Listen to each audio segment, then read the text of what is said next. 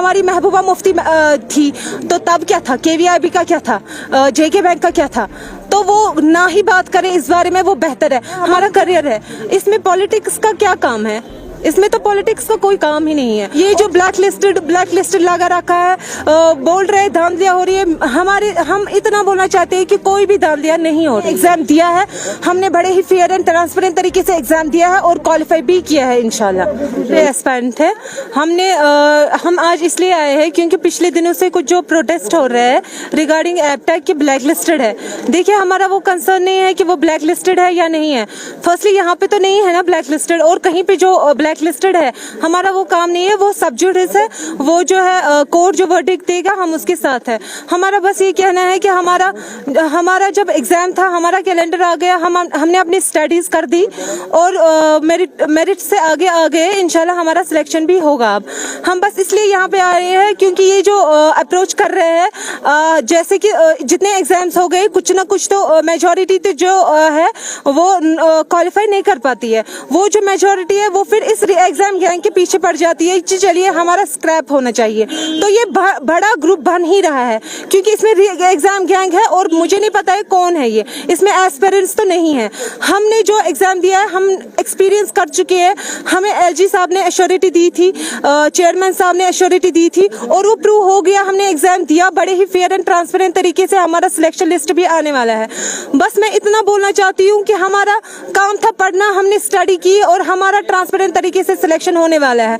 ये जो black listed लगा रखा है, बोल रहे धांधलियां हो रही है। हम इतना बोलना चाहते हैं कि कोई भी धांधलियां नहीं हो रही है। उनके साथ पॉलिटिकल लीडर्स भी साथ है, उनके पॉलिटिकल लीडर्स साथ है। देखिए, ये पॉलिटिकल इशू तो नहीं है कि पॉलिटिकल लीडर्स इसमें है। ये हमारा फ्यूचर है, हमारा करियर है।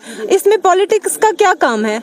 इसमें तो पॉलिटिक्स का कोई काम ही नहीं है। और जो आप बोल रहे हैं पॉलिटिकल इशू है, यहाँ पिछले केवीआईबी के टाइम जब हमारी महबूबा मुफ्ती थी तो तब क्या था, केवीआईबी का क्या था, जेके बैंक का क्या था, तो वो ना ही बात करें इस बारे में, वो बेहतर है। हम जो है हमने एक्सपीरियंस किया है, हमने एग्जाम दिया है, हमने बड़े ही फेयर एंड ट्रांसपेरेंट तरीके से एग्जाम दिया है और क्वालिफाई भी किया है इंशाल्लाह। उन बच्चों के खिलाफ है जिन्होंने पहले तो ये प्रोपेगेंडा बनाया। सर, एसएसबी चेयरमैन ने कल प्रेस कॉन्फ्रेंस दी, फिर जो एफए बच्चे थे वो थोड़ा सा सहम गए कि नहीं चलो जी हम अब पढ़ेंगे, देंगे एग्जाम। तो फिर से ये सड़कों पे आए, कल कैंडल मार्च किया, कुछ किया। और देखिए सर, कोर्ट में मसला चल रहा है। अब कोर्ट के आगे कहाँ जाएंगे सर? सड़कों पे तो कुछ मिलने वाला नहीं, सड़कों पे पब्लिक डिस्ट्रप्शन होगी। तो हमारा सर एक ही मुतालबा है और हम अपने पॉलिटिशियंस को भी यही बोलेंगे कि पहले दो साइड आप सुने, मसला है तो क्या है, ऐसे ही किसी मुद्दे में जंप ना कीजिए।